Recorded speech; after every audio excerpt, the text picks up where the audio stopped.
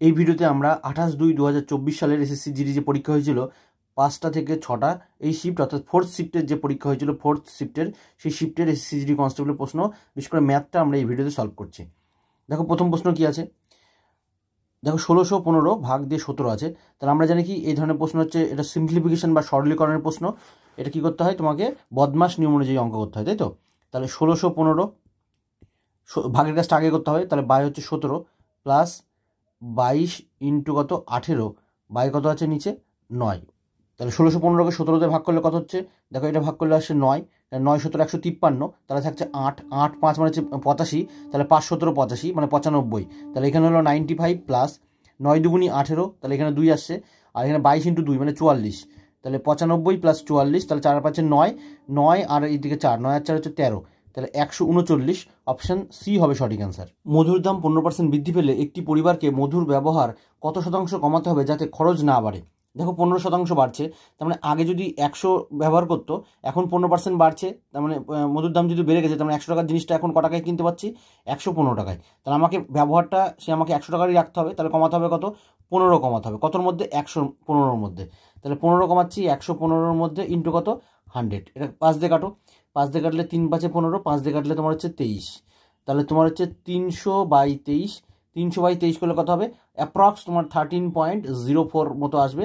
তাহলে এটা অপশান কত আছে দেখো 13, তাহলে এটা অ্যাপ্রক্সিমেশন দিয়ে অ্যান্সার আসবে, তাহলে অপশান 4 হবে।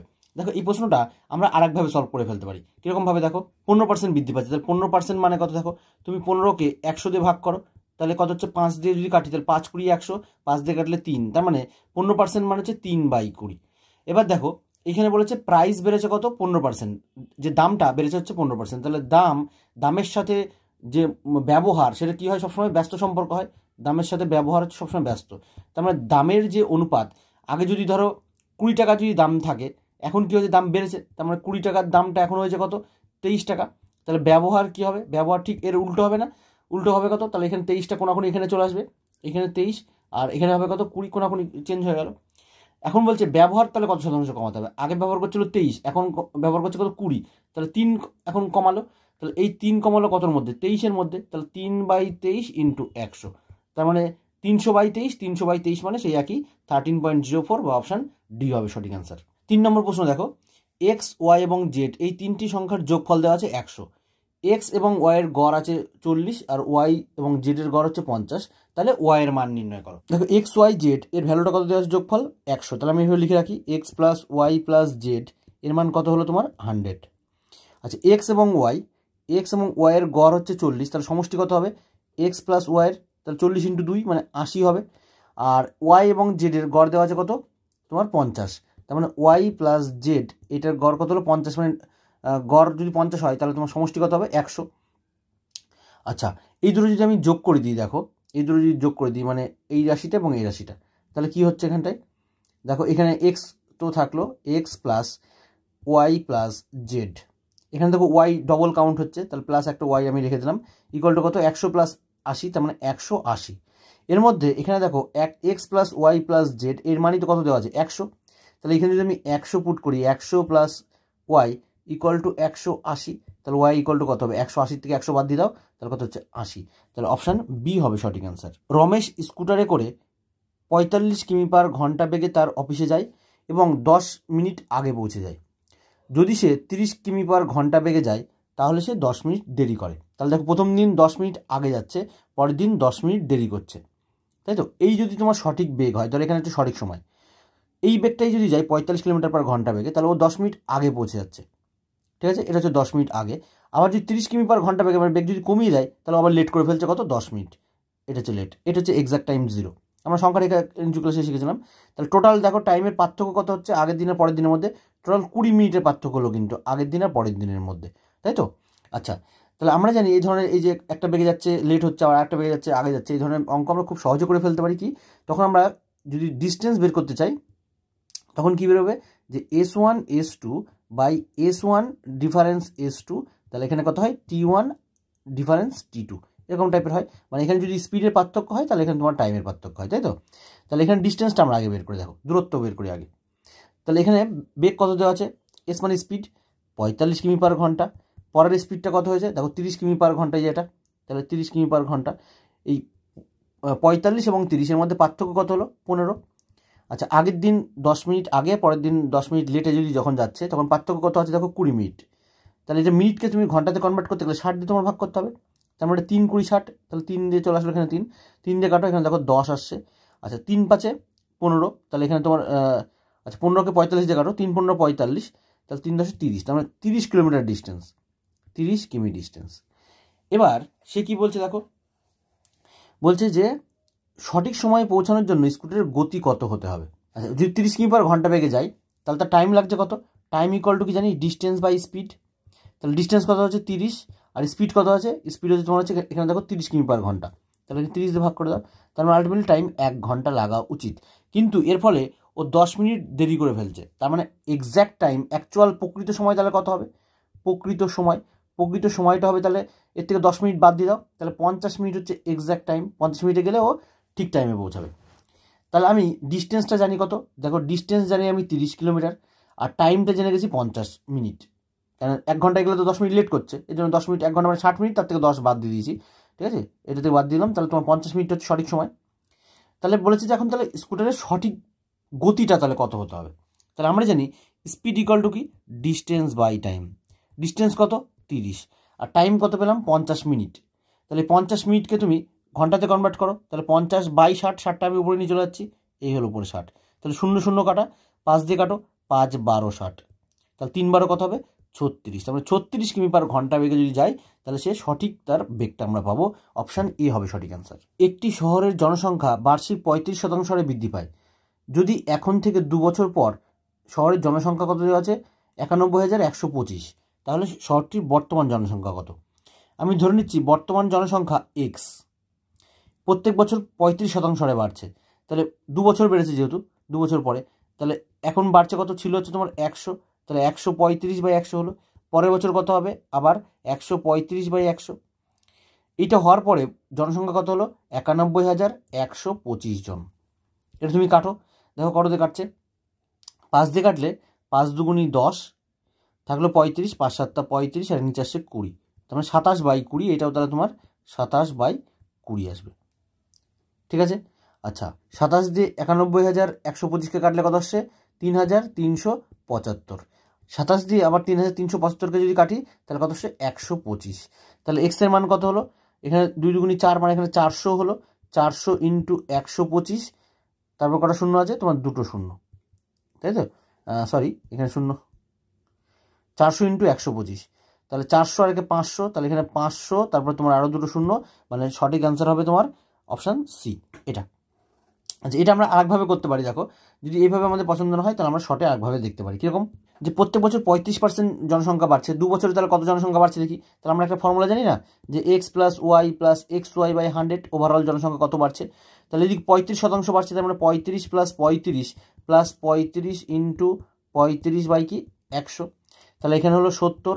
35 স্কোয়ার হচ্ছে 1225 বাই তোমার 100, তাহলে কত হলো? 70 প্লাস 2 ঘর আগে দশমিক হবে, তার মানে 12.25, তাহলে এটা যোগ করলে কত হচ্ছে?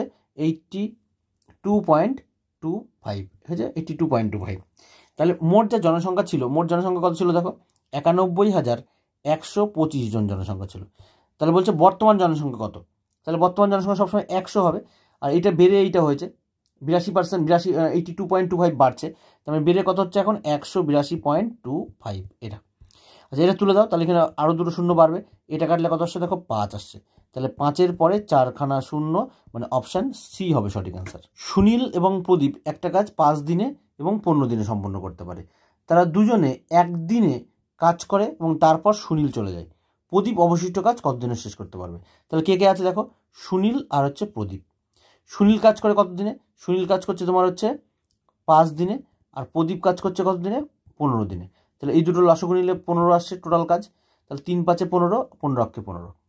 আচ্ছা, বলছে তারা দুজনে একদিন কাজ করেছে, তাহলে সুনীল প্লাস প্রদীপ একদিনে কত ইউনিট কাজ করছে? 3 আর 1 4 ইউনিট কাজ করছে, তাহলে 4 ইন্টু 1 মানে শুধুমাত্র 4 ইউনিটই কাজ করেছে। তাহলে পড়ে থাকলো কত? টোটাল হচ্ছে 15 এককের কাজ, তার থেকে 4 ইউনিট তারা একদিন কাজ করেছে। 3 আর 1 4, এই যে 3 আর 1 4, টোটাল 4 একটা কাজ করলো। তাহলে 15 থেকে 4 বাদ দিলে কত থাকছে? 11 ইউনিটের টোটাল এখন কাজ বাকি থাকছে, এটা হচ্ছে বাকি কাজ, বাকি কাজ থাকলো। এবার এই কাজটা কে বলছে, প্রদীপ অবশিষ্ট কাজ কতদিনে শেষ করবে। তাহলে প্রদীপের এফিসিয়েন্সি কত দেখো, প্রদীপের এফিসিয়েন্সি হচ্ছে 1। তাহলে প্রদীপ শেষ করবে কত, 11/1, মানে 11 দিনে ও কাজটা শেষ করবে। অপশান এ হবে সঠিক অ্যান্সার। এ একটি কাজ 27/2 দিনে শেষ করতে পারে এবং বি একই কাজ এ এর নেওয়া সময়ের অর্ধেক সময় শেষ করতে পারে। তাহলে বি নিচ্ছে কি, এ এর অর্ধেক সময়, তাই তো? তার মানে বি এর এফিসিয়েন্সি বেশি হবে। একসাথে কাজ করে একদিনে তারা ওই কাজের কত অংশ শেষ করতে পারবে। দেখো এখানে কাজ করছে এ, কাজ করছে আর কে, বি। এ কাজ করে বলছে 27/2 দিনে, বি কাজ করছে 27/2 দিনের অর্ধেক কাজ। তাহলে 27/2 এর অর্ধেক করলে কত হবে, 27/2 আমি সাইডে ক্যালকুলেট করে দেখাচ্ছি, 27/2 তার অর্ধেক। তাহলে এই 2 দুগুণি 4 হয়ে যাবে না নিচে, তাহলে 27/4। তাহলে লসগু নাও, লসগু নিচ্ছে হচ্ছে তোমার 27/2, আমি লসগু নিচ্ছি হচ্ছে 27/2। তাহলে এটাকে তাহলে 2 গুণ আসছে, মানে এ আসছে তাহলে তোমার কত, সরি এ হচ্ছে তোমার 27/2, তাহলে এ হবে 1 আর বি আসবে কত 2, কারণ ওর দ্বিগুণ সময় লাগছে যেহেতু, তাই তো? তাহলে এর এফিসিয়েন্সি 1 আর বি এর এফিসিয়েন্সি 2। তাহলে টোটাল এফিসিয়েন্সি আমি পেলাম কত, এ এবং বি এর মোট এফিসিয়েন্সি পাচ্ছে কত 1 + 2, তারপরে টোটাল এফিসিয়েন্সি পেলাম 3। তাহলে বলছে যে একসাথে যদি কাজ করে তাহলে একদিনে তারা ওই কাজের কত অংশ শেষ করতে পারবে। এ আর বি কাজ করলো কত, 3 ইউনিট কাজ করেছে কেবল, আর মোট কাজ কত 27/2, তাহলে 27/2, 2টা উপরে চলে গেল, 3 দিয়ে কাটো, 3 নং 27, 9 থাকছে, তার মানে 2/9 অংশ তারা মাত্র একদিনে শেষ করতে পারবে। অপশান এ হবে সঠিক। সারা বার্ষিক 10% সরল সুদের হারে $5,000 বিনিয়োগ করেছেন, 3 বছর শেষে তার প্রাপ্ত অর্থের পরিমাণ নির্ণয় করো। আমরা জানি এটা সরল সুদ বলে দিচ্ছে যেহেতু, সরল সুদের I = কি জানি, I = P/100। তাহলে সুদটা আমাকে জানতে চাইছে, প্রাপ্ত আচ্ছা সুদ বলে দিয়েছে, বলে সুদের হার বলে দিয়েছে কত, 10% সরল সুদের হারে $5,000 বিনিয়োগ করেছে, তাহলে অর্থের পরিমাণ হচ্ছে $5,000 into rate of interest 10%, time কত বলেছে 3 বছরে ও লাগিয়েছে 3 বছর, তাহলে টাইম 3 বাই কি ফর্মুলা 100। তাহলে 2 শূন্য উপরে 2 শূন্য কাটা, তাহলে উপরে থাকছে কত 3 × 5 = 15, 15 পরে 2 শূন্য, মানে 1500 টাকা। আচ্ছা 1500 টাকা এটা তোমার সুদ হলো, কিন্তু ও ইনভেস্ট করেছিল কত 5,000 টাকা। তাহলে আমরা জানি কি অ্যামাউন্ট বা সুদ আসল = কি আসল প্লাস সুদ। আসল তো ছিল তোমার 5,000 টাকা বা $5,000 প্লাস সুদ কত হলো, সুদ হলো তোমার 1500 টাকা, তাহলে 6,500 টাকা তার টোটাল থাকবে। অপশান এ হবে সঠিক অ্যান্সার। বলছে যদি 50% এবং 10% ক্রমিক দুটি ছাড় দেওয়া হয় তাহলে মুদ্রিত মূল্য আর বিক্রয় মূল্যের অনুপাত কত হবে। দেখো সবসময় ছাড় কার পরে দেয়, সবসময় ছাড় দেয় হচ্ছে তোমার লিখিত মূল্যের উপরে। তাহলে এখানে বলছে বিক্রয় মূল্য, আমি প্রথমে সেলিং প্রাইসটা বের করছি, বিক্রয় মূল্য মার্ক প্রাইস আমি ধরে নিলাম, ধরো এমপি আছে, তারপরে 50% ছাড়, তাহলে 50% ছাড় দিলেও 50% দাম নিচ্ছে, তাহলে 50/100, তারপরে 10% আবার ছাড় দিচ্ছে, তাহলে 10% ছাড় দিলে তো 90% দাম নিচ্ছে, তাহলে 90/100। এবার কাটো দেখো 50 দুগুণি 100, 0 0 কাটা। তাহলে আমাকে বলছে এখন মুদ্রিত মূল্য এবং বিক্রয় মূল্যের অনুপাত কত। তাহলে আমরা এখানে লিখতে পারি যে এসপি = কত থাকছে দেখো, এমপি ইন্টু উপরে থাকলো 9 আর নিচে থাকছে কত 20। তাহলে আমাকে বের করতে বলেছে প্রথমে মুদ্রিত মূল্য মানে মার্ক প্রাইস, তাহলে MP by selling price SP, এটা উল্টে যাবে, তাহলে পাশে এসে 20/9। অপশান কী হবে দেখো, মার্ক প্রাইস এবং সেলিং প্রাইসের যে রেশিও অনুপাত হবে, তাহলে অপশান ডি হবে সঠিক, 20/9। 110 সেমি পরিসীমা বিশিষ্ট একটি ত্রিভুজের বাহুগুলি 2:4:5 অনুপাতে আছে, ত্রিভুজটির ক্ষেত্রফল নির্ণয় করো। দেখো বাহুগুলোর অনুপাত যেহেতু 2:4:5 আলাদা আলাদা আছে, তাহলে এটা আমরা বুঝতে পারছি এটা বিষমবাহু ত্রিভুজ, তাই তো? তাহলে বিষমবাহু ত্রিভুজের ছবি কীরকম হবে দেখো, বিষমবাহু ত্রিভুজ ধরো প্রত্যেকটা বাহুই আলাদা, তাহলে এরকম ধরো একটা বিষমবাহু ত্রিভুজ, প্রত্যেকটা বাহুই আলাদা। তাহলে একটা হচ্ছে মনে করলাম 2x, একটা মনে করছি 4x, একটা হলো তোমার 5x, ঠিক আছে? তাহলে এই তিনটে হচ্ছে বাহু। তাহলে এই তিনটে বাহু যোগফল বলছে পরিসীমা দেখো কত বলেছে 110, তার মানে 2x + 4x + 5x, এই বাকি যে তিনটে মানে বাহু আছে এই তিনটের যে যোগফল করলে কত হবে 110 হওয়া উচিত। তাহলে 5 আর 4 9 আর 2 11, তার মানে 11x = কত 110। তাহলে 11 দিয়ে কাটো, এটা কাটলে শুধু 10 আসছে, তাহলে x এর মান পেলাম কত 10। তার মানে বাহুগুলো একটা হলো 20, 10 দিয়ে গুণ করে দাও প্রত্যেকটাকে, একটা পাচ্ছি 40, একটা পাচ্ছি 50 হলো। আচ্ছা এটা আমরা মুছে দিই। তাহলে এখান থেকে আমি অর্ধ পরিসীমা বের করতে পারি, এস অর্ধ পরিসীমাকে আমরা এস দ্বারা প্রকাশ করি। অর্ধ পরিসীমা মানে কি সবগুলো যোগ করে 2 দিয়ে ভাগ, তাহলে 20 + 40 মানে 60, 60 আর হচ্ছে 50, তার মানে 110, 110/2 সবগুলো যোগ করে 2 দিয়ে ভাগ, এটা হচ্ছে অর্ধ পরিসীমা এস বলি আমরা। তাহলে 110/2 মানে হচ্ছে 55। এবার তো খুব সহজে আমরা ক্ষেত্রফল বের করে ফেলতে পারি, কীরকম দেখো, এর এরিয়া যদি বের করি সেটা হচ্ছে √, কত বেরিয়েছে 55, চুপ করে 55টা লিখে দাও, ইন্টু এই 55 থেকে 50 কত কম, 5 কম, 55 থেকে 40 কত কম, তোমার হচ্ছে 15 কম, আর 55 থেকে 20 কত কম, সেটা তোমার হচ্ছে 35 কম। তাহলে এটা এবার শুধু গুণ করে দাও এটাকে, এটা গুণ করলে দেখো কত হচ্ছে তোমার 55কে ভাঙলে 5 × 11, একটা 5 একটা থাকলো এইটা, এই 5টা, এই 15কে ভাঙলে 3 × 5 করতে পারি, আর 35কে 5 × 7 করতে পারি এটা।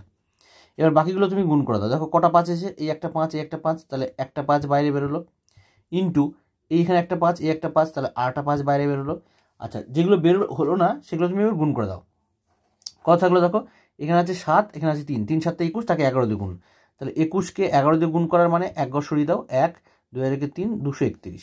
তাহলে এই দুটোর যেহেতু বর্গমূল হলো না, তাহলে 231টা রুটের মধ্যে থাকবে, তার মানে 25 × 231, তাহলে 25 × 231, তাহলে অপশান বি হবে সঠিক অ্যান্সার। 45% ছাড় দেওয়ার পর একটা সাইকেল 5060 টাকাতে বিক্রি হয়, সাইকেলটির মুদ্রিত মূল্য কত? সবসময় ছাড় হচ্ছে তোমার লিখিত মূল্য বা মুদ্রিত মূল্যের পরে দিতে হয়। তাহলে আমি ধরে নিলাম মুদ্রিত মূল্য কত আছে, ধরে মনে করলাম X টাকা, তারপরে সে 45% ছাড় দিয়েছে, তাহলে 45% ছাড় দিলে সে 55% দাম নিয়েছে, তাহলে 55/100 দেওয়ার পরে সাইকেলটা বিক্রি করেছে কত, 5060 টাকা এটা। আচ্ছা, 5 দিয়ে কাটো, 5 দিয়ে কাটলে দেখো 5 11 55, 5 দিয়ে কাটলে এখানে আসবে 10, আর 5 12 60, ঠিক আছে।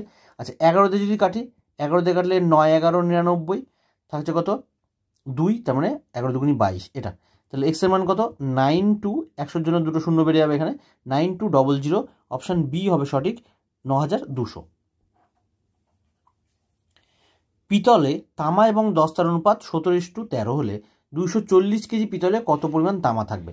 দেখো আমি ধরে নিচ্ছি যে তামা আছে 17x কেজি এবং দস্তা আছে কত 13x কেজি, তাহলে মোট কত হলো দেখো, 17x এবং 13x, টোটাল হচ্ছে 30x কেজি তোমার তামা এবং দস্তা মিলে আছে টোটাল পিতলটা, এর পরিমাণটাই বলেছে কত তোমার 240 কেজি। 0 0 কাটো, এটাতে কাটো, 3 3 8 24, আর তাহলে এক্স এর মান কত 8, তার মানে এখানে আছে টোটাল তামা আছে কত 17 × 8, তাহলে তামা থাকবে কত 17 × x, তাহলে 17 × 8, তাহলে 8 17 কত হয় 136, অপশান ডি হবে সঠিক, 136 কেজি। 1200 টাকাতে একটা শার্ট বিক্রি করলে একজন ব্যক্তির 25% ক্ষতি হয়, 35% লাভ করতে হলে তাকে শার্টটি কত দামে বিক্রি করতে হবে? দেখো দেখো 25% যেহেতু ক্ষতি করছে, তার মানে 75% সে দাম নিচ্ছে, এই 75%-এর দামের মান হচ্ছে তোমার 1200 টাকা, তার মানে 1%-এর মান কত হবে 1200/75।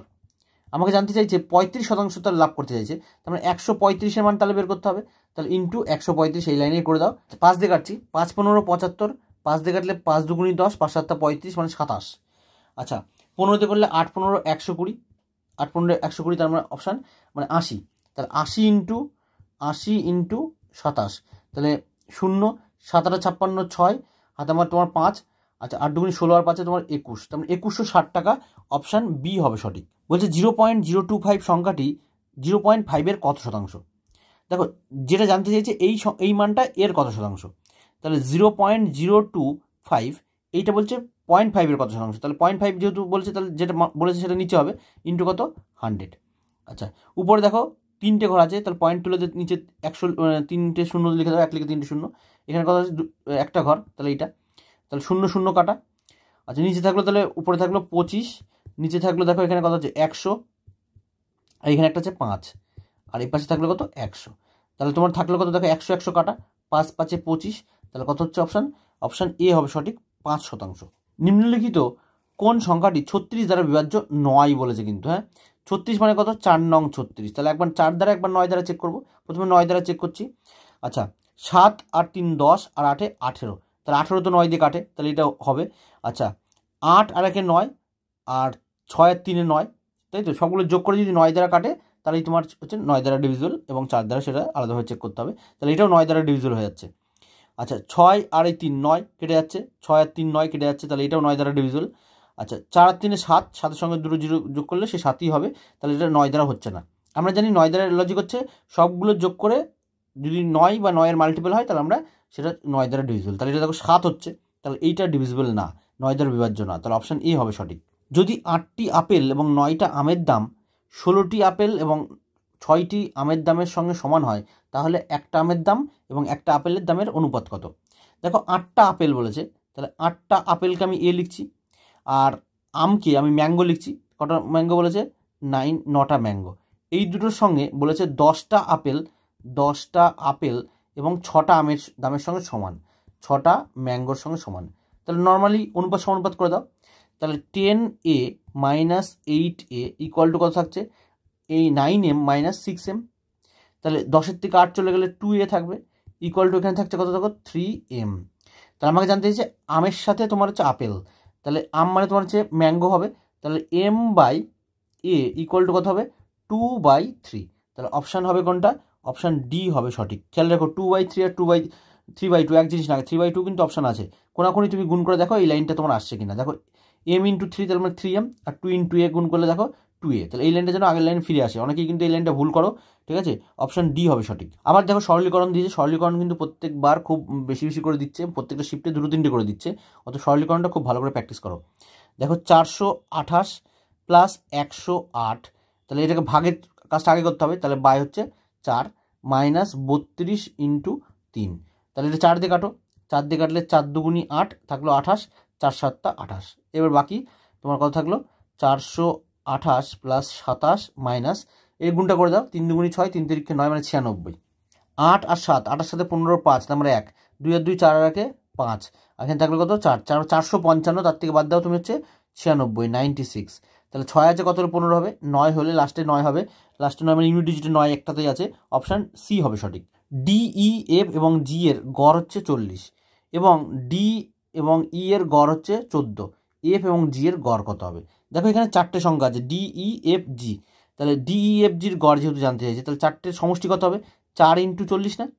আর এখানে জানতে চাইছে কত? ডি এবং ই, তাহলে ডি এবং ই মানে দুটো সংখ্যা, তাহলে ডি × এফ এর গড় দেওয়া আছে 14, তাহলে সমষ্টি কত হবে? 14 × 2। তাহলে টোটাল ছিল 4টে সংখ্যা, তার থেকে আমি দুটো সংখ্যা যদি বাদ দিই তারপরে থাকলো কত? দুটো সংখ্যা, তাহলে সেই দুটো সংখ্যাকে তুমি বাদ দিয়ে দাও, দিয়ে গড় করে দাও 2 দিয়ে ভাগ, তাহলে 4 × 40 করলে হবে 160 মাইনাস 14 দুগুণি 28 বাই হচ্ছে 2, তাহলে 160-এর থেকে 28 বাদ দিয়ে দাও, কত হচ্ছে? 132 বাই কত? 2, তাহলে কত হচ্ছে? 66, অপশান 2 হবে সঠিক। একটি দ্রব্য 5000 টাকাতে বিক্রি করা হয় এবং এতে 25% ক্ষতি হয়, দ্রব্যটির ক্রয় মূল্য কত? দেখো বিক্রয় মূল্য দেওয়া আছে কত? 5000 টাকা, আমি ক্রয় মূল্য বের করবো, তাহলে ক্রয় মূল্য মানে সবসময় 100, তাহলে উপরে হবে 100, 25% যদি ক্ষতি হয় তার মানে সে 75% দাম নিয়েছিল, তাহলে কাটাকুটি করো, এটা আসছে 3, এটা আসছে কত? 4, তাহলে 3/4, তাহলে গুণ করলে কত হচ্ছে? দেখো 4 5 20, 20 তারপরে 1 2 3টে বাই হচ্ছে তোমার 3, তাহলে এই 3টে শূন্য যদি বাদও দাও তাহলে 2/3, 2/3 মানে কত? 2/3 মানে 66 পূর্ণ 2/3 হয় না, বা 66.6666 এরকম এত পার্সেন্ট আসে 2/3 মানে, তাহলে এখানে 20,000 বাই তোমার আসছে কত? 20,000/3, তাহলে কোনটা হবে? 6666, অপশান ডি হবে সঠিক। নিচের কোন সংখ্যাটা 24 দ্বারা বিভাজ্য নয় বলেছে? তাহলে 24 মানে কত? 3 8 24, তাহলে একবার 3 দ্বারা একবার 8 দ্বারা চেক করতে হবে, 3 দ্বারা 3 হলে কেটে দিলেই হবে, কোনটা বিভাজ্য নয়। দেখো 2 আর 1 3, 8 আর 4 12, তাহলে 12কে যদি আবার লেখো 2 আর 1 3, তাহলে এটাও বিভাজ্য। আচ্ছা 8 আর 4 12, 8 আর 4 12 আর 1 13, 13 আর হচ্ছে 13 আর 4, 13 আর 4 কত হচ্ছে? 17, তাহলে 17কে যদি তুমি দেখো 7 আর 1 8, 8 কি 3 দ্বারা কাটে না, তাহলে অপশান এই বি হবে সঠিক। বাকি দেখো 8 আর 4 12, 12কে দেখো 2 আর 1 3, তাহলে এটা হয়ে যাচ্ছে 4 আর 2, 4 আর 2 6 আর 3 9, 9 তো 3 দ্বারা কাটে, তাহলে একমাত্র অপশান বিটাই হবে, যেটা 17 কাটছে না। ঠিক আছে, সবগুলো যোগ করে দেখো কত আসছে? 17, অথবা তুমি আলাদা আলাদা করেও কাটতে পারো, সেটা কিন্তু কাটছে না 24 দ্বারা বা 3 দ্বারা কাটছে না, এবং 24 দ্বারা সেটা বিভাজ্য নয়। এই ছিল আজকের ভিডিও। এসএসসি জিডির প্রিভিয়াস ইয়ার কোশ্চেন পেপার আমরা সলভ করে যাচ্ছি, পরীক্ষার আগে যতটা পারবি আমরা দেওয়ার চেষ্টা করবো। ভিডিওটি তোমাদের কেমন লাগলো অবশ্যই তোমরা কমেন্ট সেকশনে জানাবে। এই ধরনের ভিডিও তোমাদের ভালো লেগে থাকলে অবশ্যই তোমরা লাইক, কমেন্ট এবং শেয়ার করবে। Thank you, by.